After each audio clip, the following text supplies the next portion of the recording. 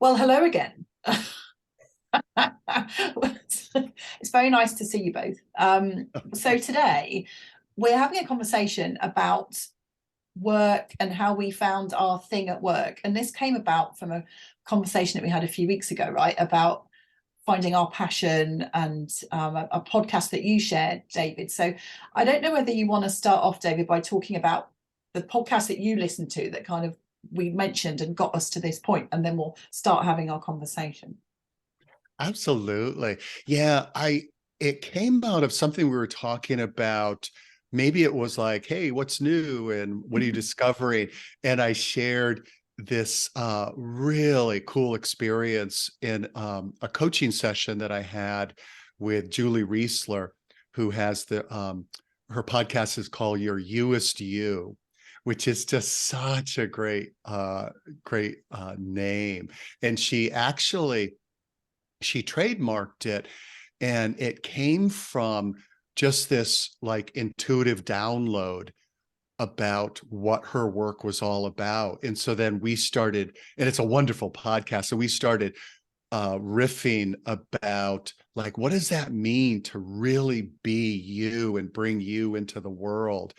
And I think it was you, Susanne, who said, hey, let's do our next recording on that. So yeah, this is going to be really fun. I think it's that kind of figuring it out, isn't it? As where you are now and how you got to this point, I think is a really interesting thing to think about. And I suppose the question that I was interested in, both of you actually, is where you've ended up now in your earlier life. Were there any clues about that would have made you think this is where you'd end up, or have you ended up somewhere completely different? David, I'll ask you first. Yeah. So two things that I want to mention. One is interest and one is sort of like origin story. So one of the things, like one of the, to be candid, few happy memories of my childhood was reading. I loved reading. And I'm sure part of it was to escape, but also for my Myers-Briggs, which is INFP, we tend to love like the fantasy world, the dream world, etc. And so that, and then as a teenager, noticing that the musicians I tended to like the most were those that told stories. And those two interests as a child and young person, it's interesting how that's really shaped my career path. And then just as far as origin story, being acutely aware of the impact that my father not being happy about his career choice and feeling stuck in what he was doing work he hated, but feeling like that was his only option to support the family, and how that looped around decades later into my fascination with the workplace and then working with people as a career coach, helping them find work that works for them. Interesting. It's funny because when I was first thinking about this question, I thought, oh, I don't know whether I have an answer to that. But you talking about reading and stories, actually, that was the same for me. I used to spend so much time in my own head. So I'm an only child. I don't have any brothers or sisters. So I spent a lot of time in my own head. I can remember walking home from school and making up stories about what I was doing. And I was obsessed with Heidi. Have you ever heard of the book Heidi? I don't know whether it's made its way over to the States, did Yes. it? Yep. Heidi. So I Absolutely. used to pretend I was Heidi walking home from school.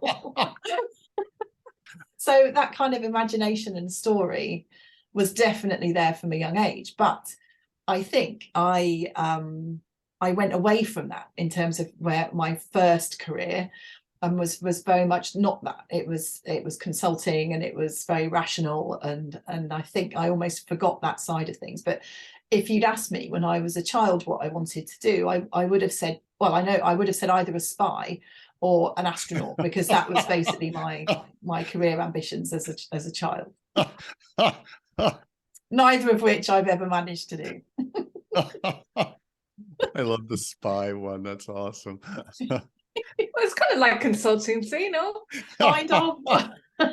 In a more boring way, yes. That's What great. about you, Susan? You were nodding with the reading and the stories. Oh, the reading, definitely. And the escapism. I think I was an avid reader from a very young age, and I don't know who encouraged it or whether it was just always there, but reading was something that brought the best of pleasure.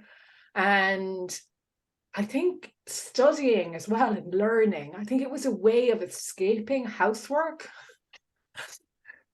You know, that if I was busy, I didn't have to hoover or do the dishes or whatever it was. So I was happy to just sit in my room and study. And I know now it's almost like a comfort blanket at times, that studying or learning something new and the curiosity. And I guess the curiosity came from childhood as well. I spent a lot of time with my uncle on a farm, and he was really patient and great at explaining things in a way that wasn't patronizing, but that he would bring you with him. And so even stuff that I probably wasn't remotely interested in has stayed with me over the years. And, you know, sometimes you just know how to do something, even though you never really remember learning it. That muscle memory is there from childhood or whatever. And I noticed that coming up when I was gardening last weekend for the first time ever. But clearly it wasn't, because somebody had taught me and I was curious to learn. So I think the reading, the curiosity, storytelling has played out in my life. But I did accountancy, so I really don't know where that came from. And the only thing that I have memory of numbers was always saving money. I don't think that had anything to do with it. And when I was about, I think 12, 13, I would write down the top 10 from Top of the Pops every single week. So I have a notebook, I found it at home, with the top 10 every week. Now, I have no idea why I was creating that list, but I think it had something to do with the numbers, that I've always been fascinated by numbers as well. You know, I also wonder, have you, I don't know if we've ever talked about this, have you done your Clifton Strengths?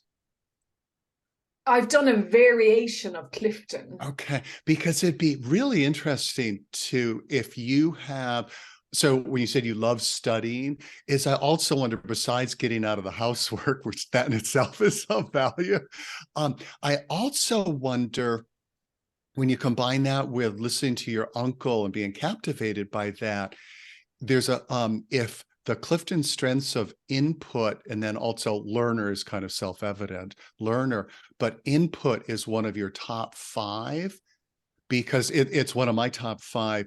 And it helped explain why I read the encyclopedia as a kid. And even though I wasn't a hunter, I would memorize like all sorts of ballistic. My father was a hunter to help get food for the family, and I would like memorize all these ballistic tables for bullets. And I like, that wasn't what I was into, but people who have input as a strength love gathering knowledge and then typically sharing it too. But anyway, so that's I'd be curious if that's one of your top strengths. Interesting. But what you said as well about the unhappiness with your dad at work, what I remember is my dad setting up his own business when I was about 14 or 15, and always saying that the only way to go was to work for yourself.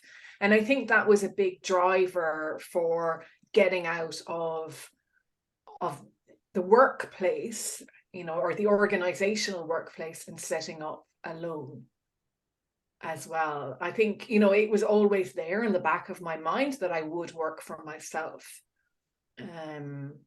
not necessarily knowing what that would be in.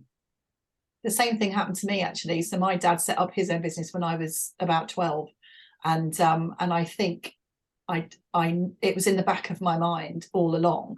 And so when I did decide to go out on my own, it actually wasn't that scary. And I can remember friends of mine saying, oh my goodness, you're so brave. And I was like, am I? It just seemed normal to me because I'd grown up, my teenage years. I have both my parents worked in the business, and so their office was in our spare bedroom, and I grew up with that, and that was how it was. And so to me, it just seemed quite normal. But then at the time, I realized none of my friends had parents who had their own businesses, so it seemed really unusual for me to leave, a well-paid, secure job and go off and do my own thing. But to me, it felt quite normal. It felt more scary actually to not do it than to do it, to me, because I was so unhappy in the job I was doing. So yeah, I think you're right, that what you see in especially in adolescence, I think has a big impact on what you end up doing.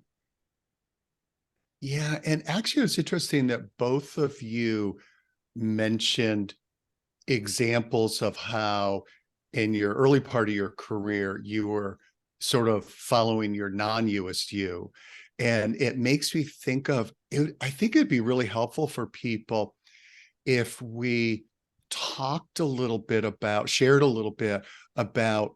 other ways we tried to be what we weren't. And I have just one that comes to mind, and I'm hoping you two can add to it. That one of the things, it's super humbling and kind of cringeworthy, is when I worked one summer putting myself through college as a door-to-door salesman, which was a brutal way to make money, especially if you're painfully shy. Oh my God. But one of the things that it did was introduce me to the world of personal development, because this company has been around for over 100 years. They recruit college students, so they know the only way these college kids are going to be able to survive is do lots of like personal development, reading, listening to, this is back with audio tapes. I remember listening to motivational speakers and thinking like, I want to be a motivational speaker. And I remember when I first started my speaking part of my career, oh my God, I was just like uber intense. That's, oh man. And I remember the first time I did a presentation for my former employer, my former boss goes like, calm down, calm down. And I was like, what's he talking about? Like, you got to be like, super motivational. And over the years, it's really hit me like I'm more like like enthusiastic about what I'm into, but I'm not one of those, admonishing the audience, storming back and across the stage kind of people. So I'm curious, are there examples that come to your mind of how you tried to force yourself to be something that you weren't, and then the real you emerged later? I think for me, it was when I was in Big Four consultancy. So I loved the job, which was working with clients and I was basically doing similar work to what I do now around change management and people development and all that sort of thing. So I loved that part. But the bit that I think I struggled to shoehorn myself into was the kind of corporate structure. And I think the longer I did it for, the harder that became, because I sort of realized there were other ways of doing the things that we were doing. But you didn't have the option. You had to follow the kind of corporate way of doing things. And I really didn't enjoy all the other stuff that went around it. So the target setting and all the appraisals and all that sort of thing. I just did not like that. And I think it was, for me, that's what did it. That's why I left. Also the traveling, I think it got to me. So I enjoyed that to begin with. But then it all got a bit much for me, traveling all of the time. And so I think that was the catalyst for me leaving. It wasn't that I hated the job, because I didn't. I loved doing the thing, because basically it's what I still do. But it was the structure around it that I didn't like, and the lack of freedom. And I think I've come to realize over the last few years that that's a really big thing for me, is that feeling of being free. And as soon as I feel like something or someone or a client is trying to control me, then I have like quite a visceral reaction to it, and then I have to walk away. And so I think for me, that was what was the catalyst for me going out on my own, was that I want to be in charge of my own destiny, and I can't be in this structure anymore. I have to do something else. So it's more for you, it's like the workplace ecosystem in the big four just wasn't a fit for who you are. And I've realized over time, it actually is true in my personal life too, that I really don't like the feeling of someone trying to tell me what to do. And it's actually not always a particularly good character trait, I'll admit it, but I have an instinctive reaction to it, that feeling of someone trying to control me. I really don't like it. Well, I relate to that. You know. It's funny, I'm very good at following instruction, but I hate being told what to do. So I can follow something, you know, if it's a process, I can follow it, and as long as it makes sense. But when somebody tries to control the way I approach it or whatever, that drives me insane. Yeah, so I'm with you there, Susanne. But I think for me, I really loved numbers, actually. So pursuing a career in accountancy, at least a first career, I would say, was probably a really good idea. And I actually really enjoyed the Big Six environment because I learned how to work. I learned, you know, great skills that stood to me, that still stand to me. And I think what I found was the more I spent time with people and numbers and doing the accounting side of things, I first of all realized that I didn't want to make money for other people, that wasn't how I wanted to spend my life, that making money for other people. So I went the non-profit route and thought, well, at least that way, you know, I'm doing some good in the world. But what I found there was, you know, people just saw the numbers person. They didn't see the value that I brought to the organization as well. And it wasn't true all of the time, but there was a balance. And funnily enough, the time I really remember, I think I would say trying not to be me in order to get a job almost, was when it backfired. So I was, because I had a pretty tough reputation. There was no nonsense, but I had a tough but fair reputation. So people always knew that they could come to me and that I wouldn't hold a grudge and all of that kind of thing. But, you know, I had a big demanding job being in charge of finance. So you kind of have to have a thick neck as well, or thick skin, or whatever the phraseology is. And I remember people telling me that I was scary, that I had a scary reputation, which I didn't want to have. I didn't want that. So I went for a job interview and I really toned down how I came across. And after the interview, the feedback I got was that they didn't think that I was tough enough for the job. And I found that really fascinating, that there was I almost diluting myself, who I am, to fit what another organization or other people had told me. This was a completely different organization. But instead of being myself, I was showing up trying to alter that person, and then that backfired. And I think that's really important, that when we dampen parts of ourselves that are really the vibrancy or the essence, that other people will not necessarily know that, but they'll pick up on us not being authentic, I guess. That's reminded me of a similar experience that I had when I was still based in London, still working in Big Four, but I'd been away on projects a lot. So I'd been based in Scotland for about a year, and I was just desperate to get out of that project and be based in London all the time. So I decided to start applying for jobs. My best friend at work had left and she'd got another job based in the city. So I thought I'll do the same. And I applied to all sorts of different organisations, and I ended up having some interviews with a law firm to just go into a kind of a normal HR job, so out of consultancy and into HR. And it wasn't what I really wanted to do, but I was just so desperate to leave. So I did exactly the same as you. I kind of, I don't know who I thought I was trying to be, but I was not being Susanne, I was being somebody else. And I got right to the end of the interview process. And the last stage was to go out for an informal lunch with the team. And then that was it. And so off we went to a very nice restaurant in London, and I had lunch, and it just, I was conscious of being less of myself and being a bit quieter and, you know, not quite as noisy as I normally am. And anyway, at the end, I got a phone call from the recruitment consultant to say, I'm really sorry, Suzanne, they just didn't like you. It was so awful, and I was so upset.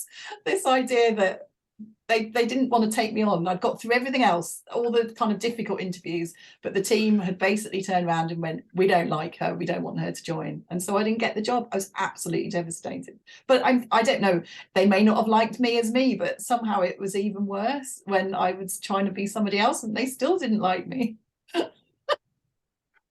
I think it was a lucky escape looking back on it. And I wonder if it's also, they didn't know what to expect.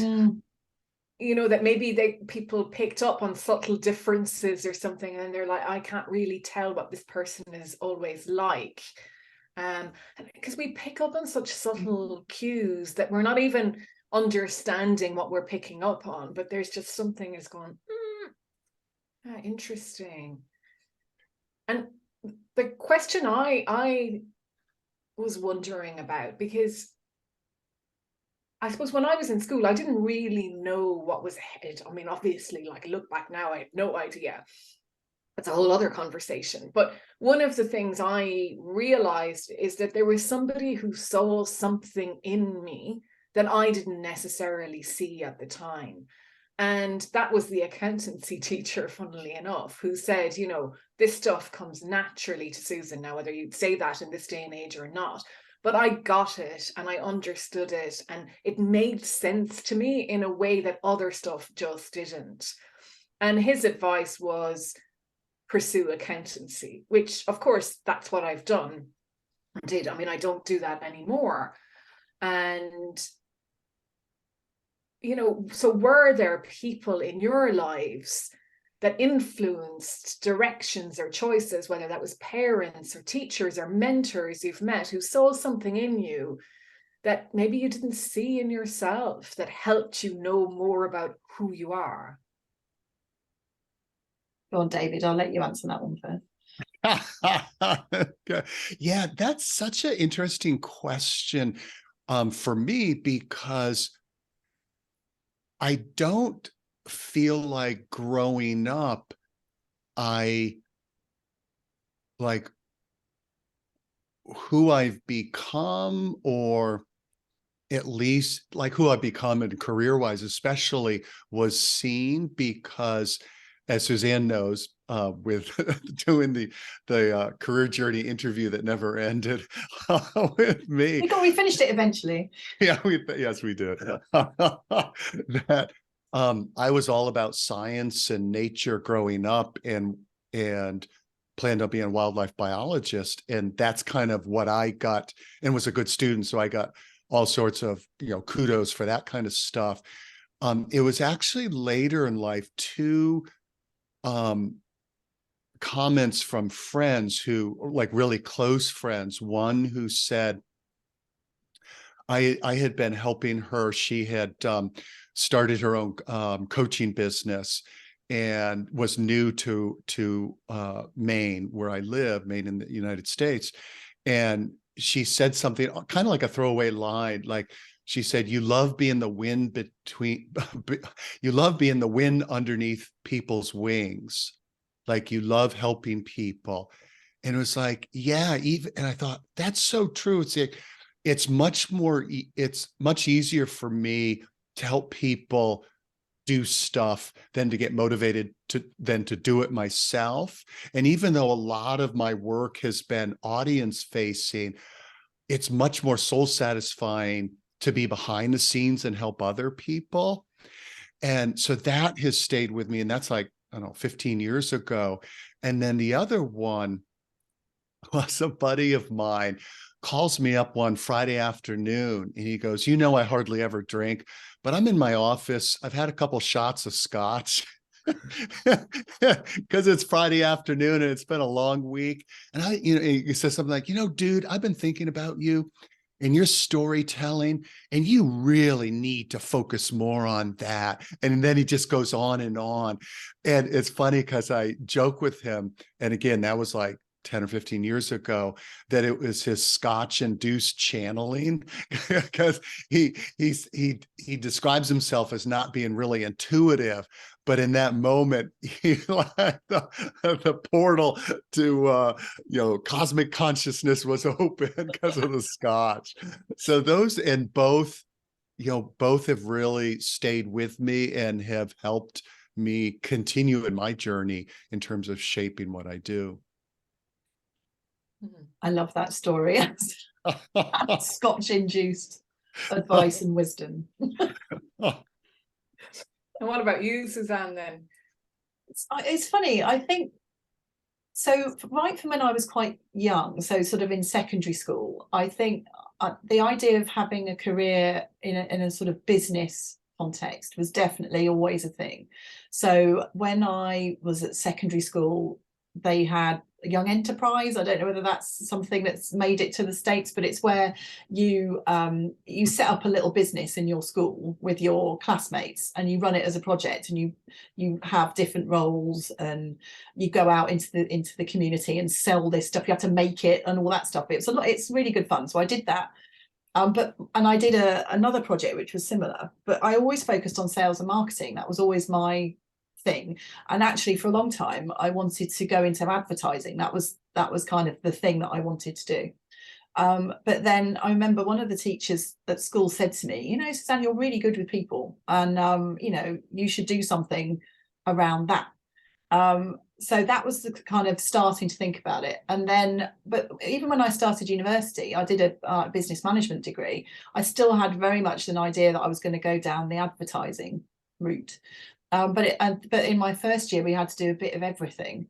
And that's when I started to do more the kind of psychology side of things. And again, it was a lecturer at university who said, this really seems to work for you, this kind of people development piece.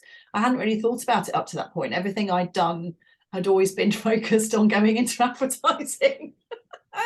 And then after that was it. So once I went into my second year at uni, I then really specialised in all the kind of people development, personnel management, as it was back in Victorian times, and that side of things. And that was it then. That was what I wanted to do. But I think it was right from that starting point of almost loving that kind of business, commerce, that side of things, but definitely very much around people.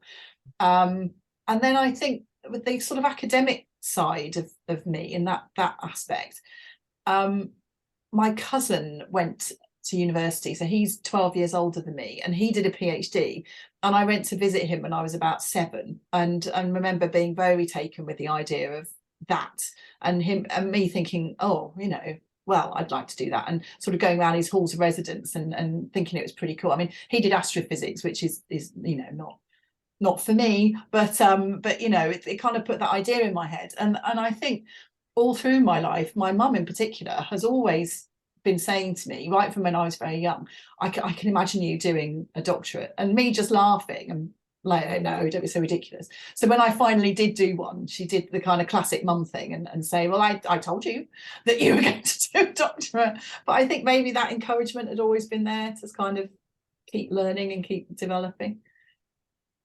Cool. Our examples makes me think of, and I'll remember to bring this up at the end when we talk about tools, is the reflected best self exercise, which is so helpful because, as you both know, so often we can't see ourselves as others see us because we're in our skin. And reflected best self exercise, which is a collaboration of University of Michigan's Business School and Harvard Business School. And the simplest version of it is just asking people who know you well in a variety of contexts, like, when have you seen me at my best and why is that me at my best? and you can add a bunch of other questions in terms of what do you see as my strengths, etc. And I've done that both for myself and then with clients. And boy, have you two done that? Because it's such an eye opener. I think in a form, yeah. I think when I had some coaching a few years ago, it was around strengths and what would people say were my strengths. And that was a really interesting exercise, because I think sometimes when people ask you, it's hard sometimes, particularly if you're in a low state, to identify what are your strengths. So to think about what other people would say about you can be quite. Well, this is taking it the next step, Mm. because of that very point, is not for you to try to figure out what they think, but actually to ask them. Yeah, I really like that. Yeah. Susan, you asked the question about mentors and things. I'm wondering if you had any that you remembered from your life. Well, I mentioned the accountancy teacher early on, but I think for me, the turning point then more was, yeah, I suppose there was definitely a mentor actually that I worked with who saw how I got on with people in a way that maybe I didn't see as much. And then I did one of those personality tests. I think it was a DISC one at the time, one of them anyway. And one of the findings, that they feed back to you was that I had the rare ability to be as good with people as I was with details. And I can see that is rare. and that helped me to move more to the people side, which was really where my interest was. Because the funny thing for me, I think, with accountancy was the numbers were always telling a story. So accountancy was just a storytelling technique in a different way. And I could understand that story. But what I was really interested in is why no one else was interested in the story. And how could I tell the story in a way that brought people with me? And so that really involved me understanding the people side more, and then just getting more interested in that. And at the end of the day, I think if you can get on well with people and work well with people, the numbers will kind of take care of themselves. You still need people looking after that side, but it helps to have people working, I guess, in other teams in the organization who get that side as well, because people and numbers go through everything we do. There is no organization without people or numbers. They just don't exist. So I think they are the fundamental building blocks, and often they get parceled out and separated and made into these like special skills, when actually if all of us had a basic understanding of how to relate to our fellow human beings, and the importance of understanding the numbers, that work places might be a bit more hospitable. So, and I suppose over the years, though, Susanne, to kind of answer the question, there have been people who have seen stuff in me, sure, that I wasn't aware of. And probably friends as well, like you said, David, who've made a remark and I've kind of gone, oh, I never thought of that. Yeah, it's funny. And so I had a coffee the other day with Emma O'Brien, who yeah. Susan. Yeah. And so we had a coffee and we were just chatting about work and what we were doing. And as you do, I haven't seen her for a couple of years. And she said, oh, you really love operating in that kind of messy space, don't you, Susanne? You're really comfortable with messy. And I was like, oh, no one's ever said that to me before, but yeah, I suppose. And I came home and I said that to my husband, and he said, are you? Because that's not how you are in your personal life at all. But yeah, you have that sudden kind of, oh yeah, maybe that is the space in which I work. That's so interesting, because I put an episode out, a podcast episode last week. David, I know you've listened to it, about the recent event with my mother and sister in a car accident. My mother and aunt, her sister, and my sister listened to it. And okay, it's my sister, but even still, she came back to me afterwards and she said, you have an incredible way of turning a tough situation into an inspirational conversation. And it's not the first time I've heard you do that. And I went, that is that is who I am. And I've always been like that, actually, with people, that no matter how difficult or horrible the situation is, I can find something to bring us out of it. And not bring us out like positive and ignore it, but actually turn it around so that there's another perspective. And then at the weekend, I had the absolute privilege of being in an audience with David White. He was here in Oxford, in the music room of one of the colleges, and there were like 120 or 30 people. And something he said was, there's an invitation, I've got it written here, there's an invitation to a deeper conversation. Share your troubles in a creative story, and that's your gift to the world. And I thought, wow. And so I think, you know, we're talking about what's the you-est you, and how do you become the you-est you, and all of that. And I think it's an ever evolving, you know, I still feel like I'm trying to find that you-est you of me, me-est me. And that was another clue for me, because I always know that I want to help people resolve difficult situations. And, you know, we talk about whether you call it difficult or not. And I think I like what David White says, is that actually there's no such thing as going through life without difficulties. And I know you say this kind of as well, Susanne, is that or you talk about difficulties anyway as well, but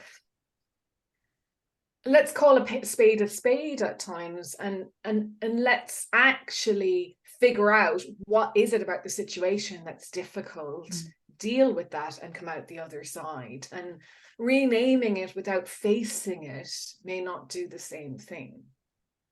But renaming or naming it just to make it sound like it's going to be difficult isn't the way either. I think it's more about when the situation unfolds that's tough and is tense. And then, yeah, that's where I like to live. Wow. But I think you're right, that you don't answer this question, do you? The you-est you, or you know, your thing, or the niche that you want to occupy in the world. I think it's an ever-changing feast, isn't it? And you inch closer. It's like a trail of breadcrumbs that you follow, and you inch closer, and you do a piece of work and you think, yeah, that wasn't it. But then you do another piece of work and think, oh, actually that was close to it, and you just get nearer and nearer, I guess. Absolutely. And I love the what you said, Susan, about David White. A couple of reasons. One is, and I think we've talked about this in previous conversations, I love what I remember him saying years ago, how, you know, many years ago, when bards and poets would go from town to town, they weren't, you know, coming there as gurus, like, here are the 7 steps to becoming a great silversmith, you know, that sort of thing. They were sharing stories of their struggles, and that was their gift. And so back to what he said in the presentation that you were at, I think both one of the greatest gifts we can give others is to share our stories of our struggles and our epiphanies, as well as one of the most useful tools, back to what you were just talking about, Suzanne, is availing yourself of people's stories about whether, so like, for instance, for me, is I love listening to interviews with people who are INFPs. Okay, back to the Myers-Briggs, and like, what are those challenges we face with that, or with ADD? Like, what are the challenges? So it both helps you like make sense of your own journey, but it also like gives you like, oh, that's how so-and-so has found their way with that. Or wow, so like Susan discovered this about her ability to tell the story from numbers. Like, hey, wait, I didn't realize that was a thing. And let's say somebody listening to that is like, wow, I do that too. And that helps them develop the insight. So that's listening to people's stories is another wonderful way of developing insights.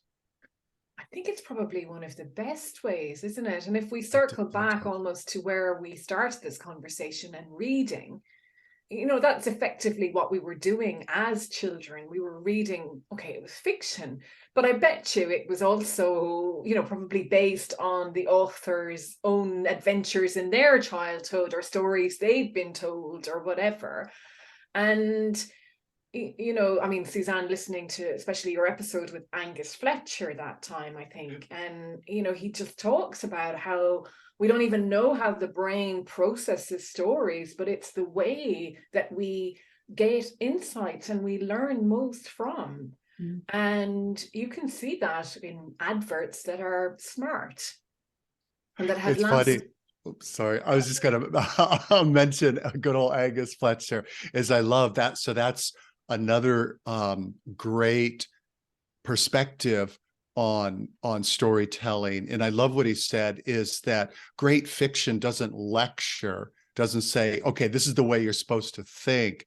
It creates an experience, and out of that experience, you have epiphanies, you have lessons learned, you have introspection created. So yeah, definitely folks, listen to that episode. Fantastic. You can listen to me fangirling all over Angus Fletcher. But I love that. And as I've said to you, Susanne, you brought out stuff in Angus that I haven't heard other people. So I guess the fangirl approach worked. He didn't seem to mind.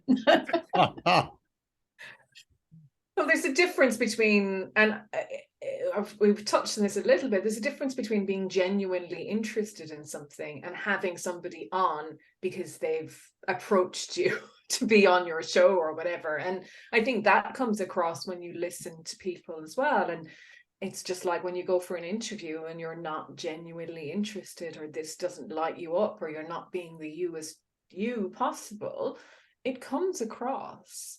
Whether we're able to put our finger on what exactly is coming across or not, it does come across. You're saying that, and then I'll loop back to my question, which that I picked before we started recording. Both what you just said, Susan, and then back to what you were talking about, Suzanne, is it reminds me of this marketing guy that I've studied from years, Dan Kennedy. And one of the things he said about great advertising, and this is such a great metaphor for really being authentically you versus trying to put on a persona. He said, great advertising doesn't just attract your ideal client, it repels your non-ideal client. And so one of the other gifts of really getting in touch with who we are and being that is we're more likely to attract people into our life and get the jobs or the clients that really fit us versus, the opposite. I think also, so to ask my question, to build on Suzanne, we're talking about like, how do you, how else do you discover like who you are, what your gifts are, etc. I'm wondering if we could start off with you, Susan, because I was really like hungering for when you were talking about realizing you were just great at numbers, but you told the story of like, what does this mean? Can you give an example of how that really dawned on you, that you weren't just a number cruncher, producer, finance person, you were able to connect with the why and why the people in your company should care about whatever it is you're sharing, and how that informed this next chapter in your career journey? Interesting. And I'm not sure that they're both related. So okay. Oh, cool. Oh, really? Okay. Interesting. Okay. But I suppose, I mean, I started out in audit, and in audit, you go in and you look at another organization's numbers and you talk to people and blah, blah, blah. So you're constantly putting stories together around why people do things the way they do and how that feeds into the numbers. So I think I certainly, and anyone in audit would start to dig down deep into what's underneath and the underlying assumptions and all of that. So that's maybe the background. But for me, when you were speaking there, the thing that came up was, and I would say it wasn't, it's funny, I've skipped ahead to a few jobs, but 20 years ago, pretty much 20 years ago, I found myself in Uganda working as, I didn't find myself there, but literally I went off to Uganda. And I was working as a financial controller of a small non-profit, but an international one. We were just quite small in Uganda. And the larger team would just send their numbers into finance. And the finance team, who I was responsible for, would try and figure out, based on the funding that we had received, what they were spending the money on. And for me, this was just like the daftest thing ever. Well, how would I know if the invoice was for 500 concrete blocks, that it was for, you know, the up north place or the down south place or the eastern village or whatever? I mean, I just didn't know. And people didn't see the connection between the numbers that they were on their invoices and the work that they were doing. And so if you didn't see that connection, then it just didn't make sense, the whole thing. And for me, you know, we looked at it, we had a contract and we had to deliver that contract. And the contract is made up of two things, words and numbers. And if the numbers and the words don't match, then we're in trouble, because somebody is matching them somewhere along the line. And that's what I became very, I would say, passionate about, really, was making sure that the people who were working with me understood that when they read a contract, that they also knew the numbers that went with it, and that they could do it both ways, and that it was telling a story always. And yeah, and I suppose that just carried through. So everywhere I would go, when people asked for anything, you know, can I have money for whatever, I would always ask, well, what was it for? Explain it to me, and get people to think in real terms about the money they're spending. Because when you don't see it, you know, you're only passing an invoice or making an order. You don't see the actual funding moving around.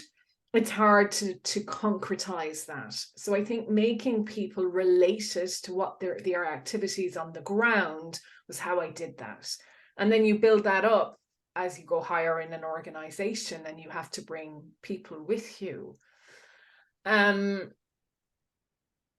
I suppose, you know, what I do now, I guess the way I look at it is, when I go into an organization or work with an organization, I know the numbers. I know how to do the numbers. And that's a skill set that not many facilitators or coaches, leadership development people will have. So I can also kind of say, well, let's leave the numbers here for now, and let's work on the people part, because actually getting the people working together well is really important, because often the numbers are where the difficult and tense moments will lie. And let's tackle the numbers later. And to be honest, I don't really want to tackle them at all. But by then, people, you know, but it's helpful to understand that if I talk to a chief executive or a finance director or CEO, whoever it might be, I can have the conversation at that level, that I understand what they're talking about, and they don't have to translate it, I guess. However, they might need to realize that to bring people with them, they'll need to translate that. I hope that's answered your question. I feel like I talked for a very long time there. It's No interesting. worries. I'm curious, do you, and maybe Suzanne, you could be thinking about this too, do you have sort of like an aha moment when you realize, like, this just isn't my thing, whatever that is, whether as a consultant or when you were an employee? So that, like, you're non-You-est You, if you will. I think I suppose for me, I just felt like a lot of the time I was repeating the same stuff and behaviors weren't changing.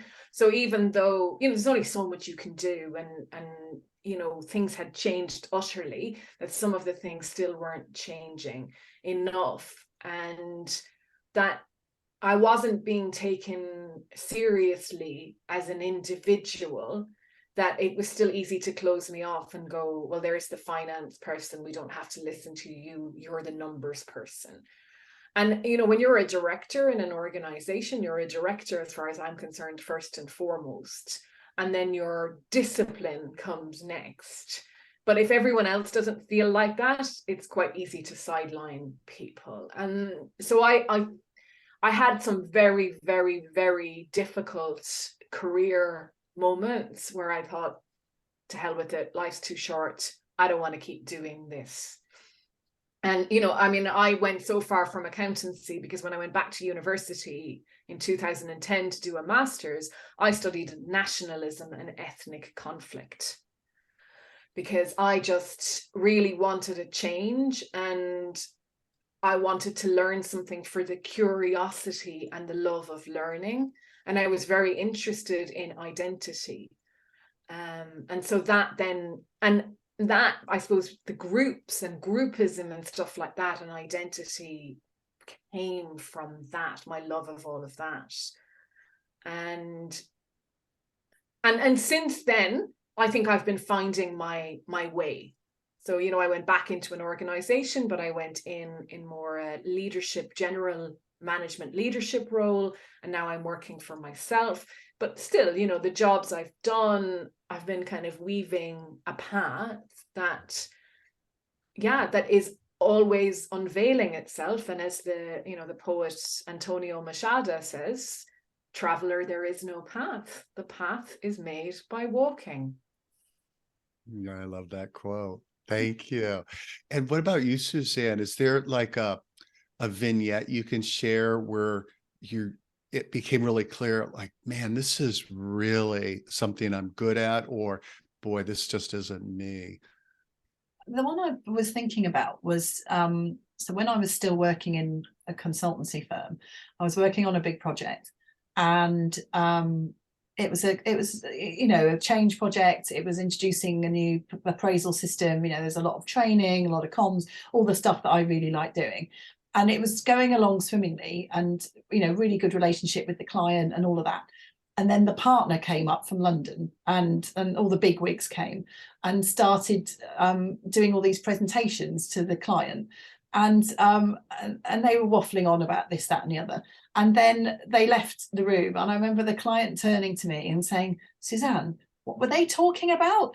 And then I'd be like, oh, okay. What they're trying to say was this.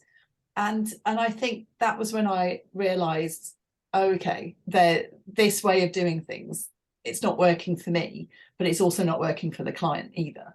And the fact that I'm having to translate for my client, clearly the way that I am doing things is working better for this client than the kind of corporate way. So that was kind of a real moment. Maybe there is a different way of doing it. And then I think I mentioned like the trail of breadcrumbs earlier, and I think that's really been a theme for me over the last probably 10 years or so of just reading something, thinking, oh, that's interesting. So my first, I suppose, understanding of story and the power of story was in about 2008. So I just started out on my own. I've been on my own for about a year, and I was doing an interim piece of work, which I hated, by the way. I hate doing interim projects, but it was, I needed the money, so I was doing it. But in that piece of work, I was working as part of a talent team. And again, we were introducing a performance management system, and they were doing some training. And this company got some external trainers in to train the senior leadership team in how to deliver the message of this new system, which was actually quite robust in comparison to what they'd had before.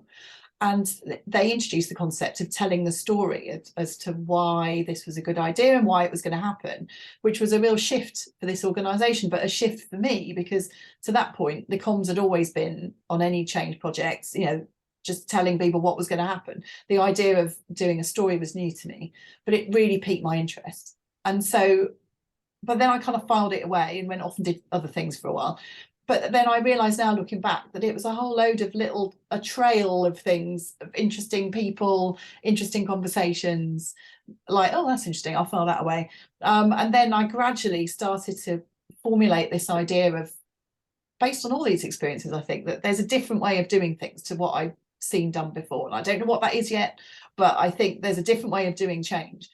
And I need to figure this out. And that's kind of led me to doing the PhD and all of that. But it was sort of a series of things which I followed, which I'm still following. You know, there's still, every day I read something or hear something and think, oh, that's interesting, and make a note in my interesting folder. And eventually it will all come together, I hope. You only have one. Still work in progress. I love it. You know, one quick thing related to the interesting folder, Susanne, and then I want to share my example, and it'll fit in with your comment about, or your stories about not fitting in a rigid environment. That I was just listening this weekend to a podcast. It was one of the, like, how to be an INFP ones that I've really been diving into.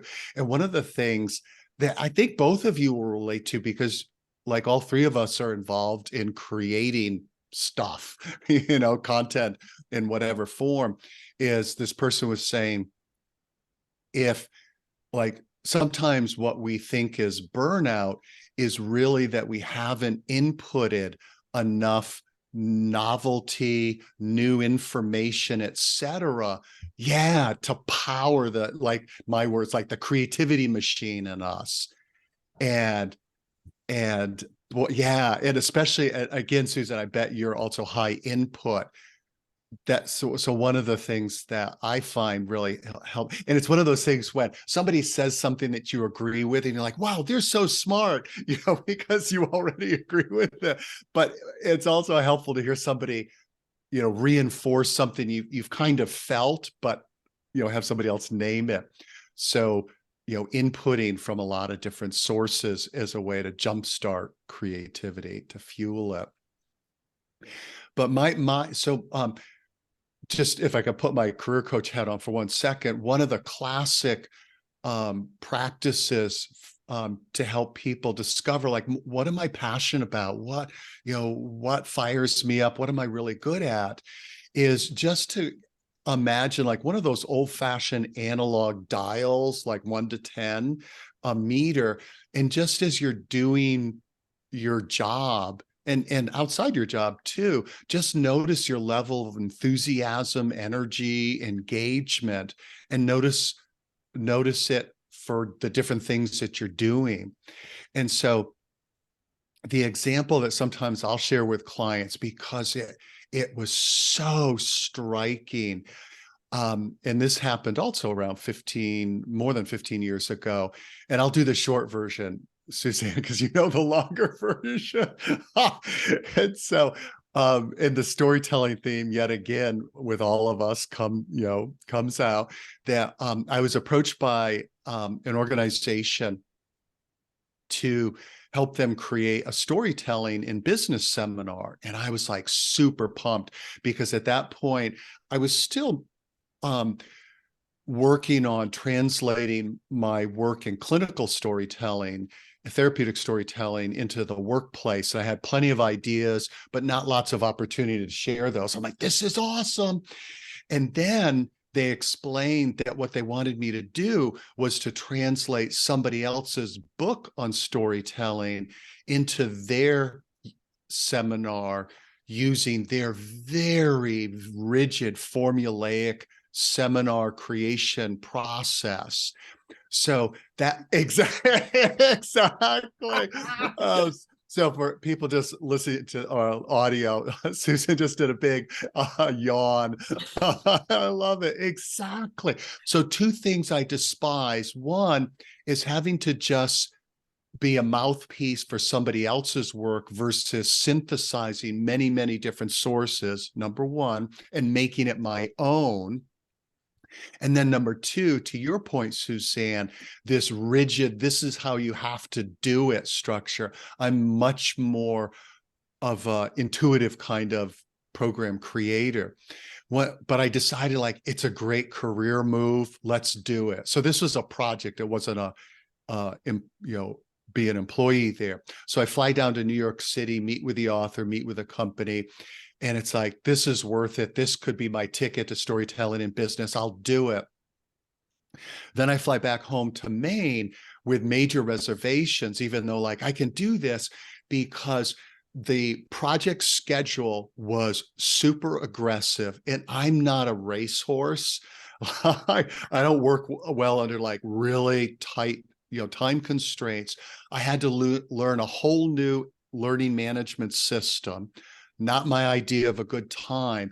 And I discovered really quickly that this was a very no nonsense, impersonal organization. There was no like how the three of us get along and like laughing, joking, caring about the other person as a human. It was all like chop, chop, like, what's up? Like, have you delivered this?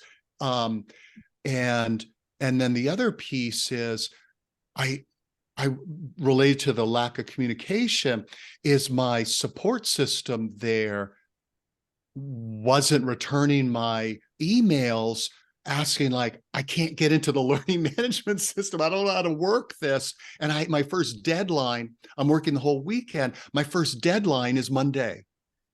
And I can't deliver on my first deadline. I'm getting no support, blah, blah, blah.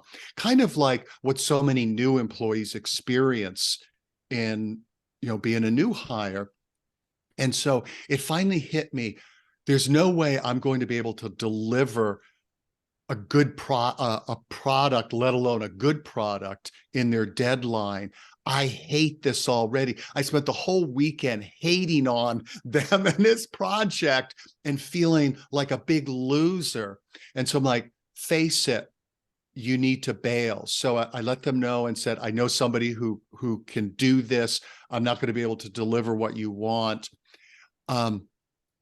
And then I switched from that where my energy meter was, if there was something below zero, it would have been at, to switching gears and working on this new seminar that I was working on my own called What Every Manager Needs to Know About Human Nature. And it was so wild. The moment I switched gears, I'm like Lazarus rising from the dead. That I could just feel myself just like, my energy level and Susan, you talked about the curiosity, that you have, and my curiosity about like, oh, this cool research, how can I translate this so they'll understand it? And what about this and this? And it just hit me. It's like, I need to do my thing and not be a spokesperson for somebody else's material and work in an organization that's very formulaic and frankly, really transactional and impersonal. That's not me. So that's an example of that. And I think it's interesting, isn't it? The stories we've all told, it's almost like a visceral reaction to doing something that isn't you. You know it when you feel it. And I think that's the learning for me is thinking back to things that you've done in the past. And how did it feel to be doing that thing? Because deep down when something isn't bringing you any joy, whether you admit it to yourself is another thing, but you know it. Yeah. And so to your point, let's bring that awareness more into the present in guiding our journeys versus looking like there's some things we can't know until looking back, but really noticing, moment to moment when we have that visceral, either like, man, this is awesome, I'm in the zone, or like, man, I hate this.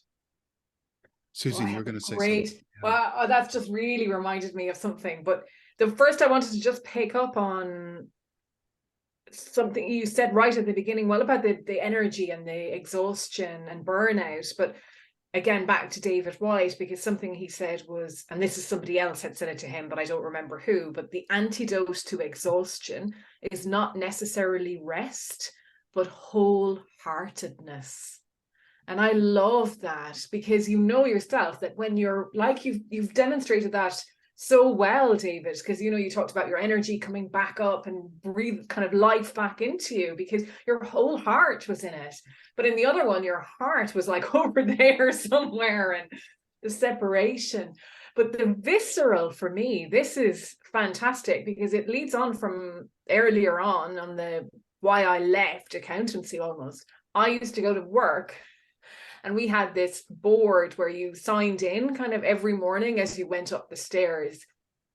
And my colleague, who I was having a really, really difficult time with, there was one morning I was going in, and I saw that this person was already in the office, and I put my name across like that, and I went, and I caught myself. And I realized, and that's back to the present moment, David, but I realized when I caught myself, that visceral reaction, that I had been doing it for days, if not weeks, but I hadn't been conscious of it like that. But that one day, whatever it was, I really caught myself. And that was it. That was a massive turning point, because I thought, I cannot keep going somewhere where before I even get on the first step of the stairs into the office, I'm like ready to like run away. And I think, you know, it's something about the self-awareness.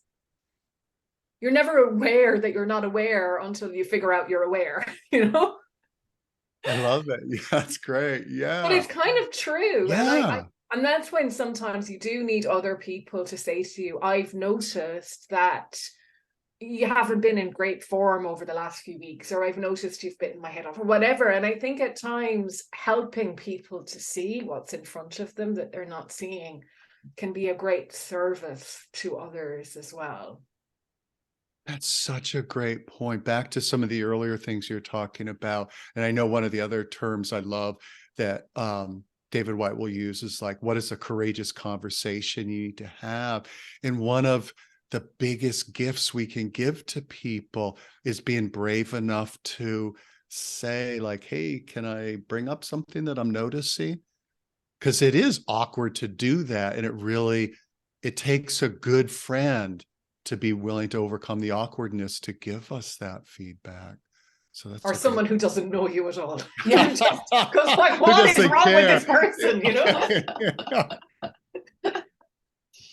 I was just wondering, as we finish off the conversation, is about particular resources and things that you've used. So I know last time we all spoke in preparation for today, we were sharing various things, podcasts and courses and all sorts.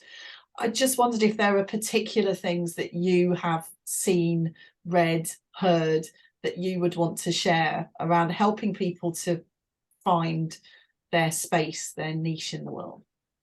David, I'll ask you first. Yeah, sure. So one, it's definitely Your You-est You. Number two, an amazing book called The Great Work of Your Life by Stephen Cope.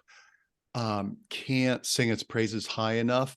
At the very least, I'd recommend people listen to a couple of podcasts by Stephen Cope. The book Callings by Greg Lavoie, also beautifully written, like The Great Work of Your Life, and super useful in terms of noticing what brings you alive. I'm just, as you could probably tell from me mentioning the Myers-Briggs a bunch of times, I'm such a big fan. I know it doesn't resonate with everybody, but if it does, it's worth taking and then seeing if it does, like, wow, that's really me, resonate with you, is to listen to podcast interviews, watch YouTube videos, because back to kind of related to what you said, Susan, about we're not aware that we're unaware, that is like, we're one of the best ways to learn about our blind spots. Well, actually, as I mentioned before, is like hearing people talk who are similar to you, talk about their discoveries. So recommend that. And then a little shout out to My Plan Is by early spring is to join you two ladies with my podcast. And it's going to be on people's career journeys, and talking about, moments of truth, of discovering like, oh, this doesn't work for me, this works for me, etc. So that's coming up soon. It's going to be excellent. And I'm not saying that because I'm going to be on it.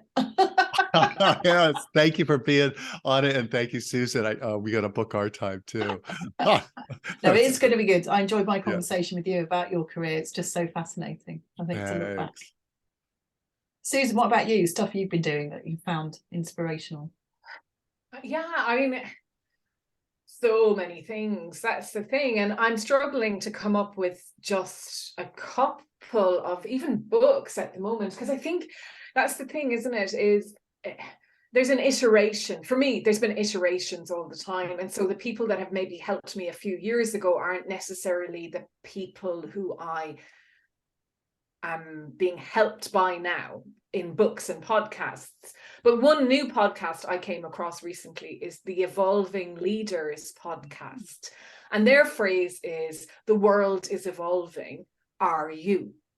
And I really like that. They're exploring quite new developments in neuroscience and science surrounding emotions and feelings and different ways of language and leadership and stuff like that. So they've got a really good array of guests, I think, on there. And I suppose, yeah, I think just get curious is what I would say, and hold it lightly, have a bit of fun. I think it can be really stressful, and I know I found it very stressful to figure out what my passion was. I mean, it just, because I love so many things, I didn't want to narrow it down. And I think and what you've talked about, Susanne, it's the breadcrumb trail. Look back as well at the things that brought you joy, and often doing those, the highs and lows of my career. What was it that I overcame will show you some of your strengths. And I think you can do a lot of this discovery on your own. And then, like you said, David, I think it's seeking out the people that sound like you, or that you would love to sound like, and you'll learn from them as well. And have conversations.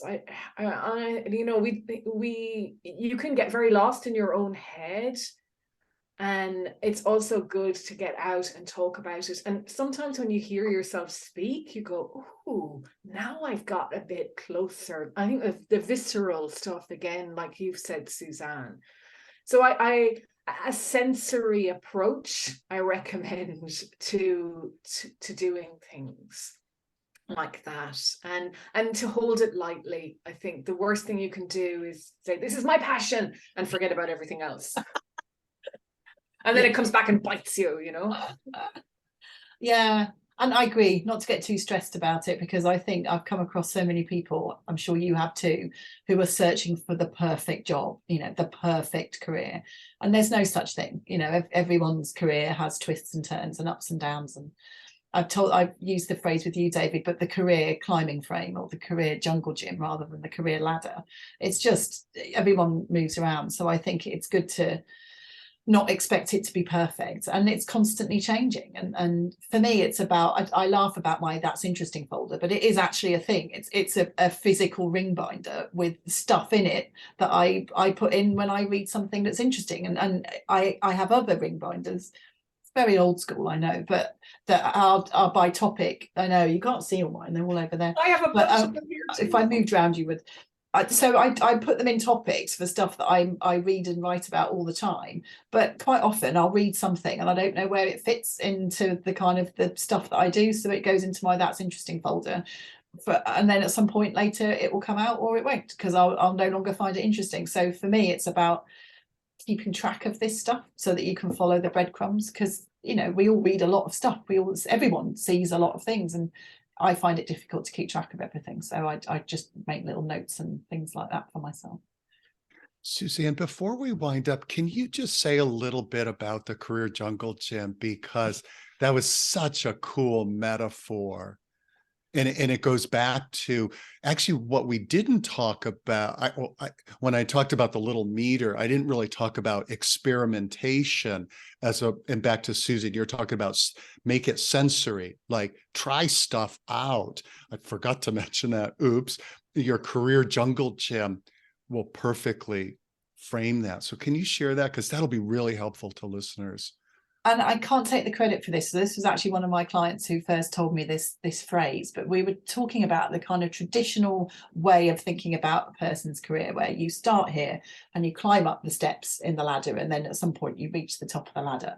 And she said to me, you know, the world has changed, and now it's like a climbing frame in the UK, a jungle gym in the US, where you climb up a few steps and then you might do something else for a while, and that takes you off sideways or even downwards, and then you might go off somewhere else, and the end point might be the same or not, but you'll have got there in a series of steps. So I think for me, when I left my consulting job, a few people said to me, oh, aren't you scared of getting off the career ladder? And I just said no, because I don't want to be on that ladder, and I'm going to make my own ladder, so get lost. And so that was kind of that was my way of thinking. And I think we all need to break away from that way of thinking, because the world isn't like that anymore. For some people, that's great. You start somewhere and you work your way up and you never leave. But I mean, how many people is that relevant to? So I think for everybody, it's about being creative, experimenting, exactly as you said, David, and accepting that your career is not going to be a series of upward trajectories, that there will be bits that don't work sometimes, and maybe sideways, maybe downwards, but that's all okay. Love it. Makes for an interesting life. It certainly does.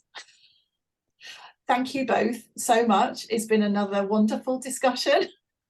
The time has flown by yet again. Oh.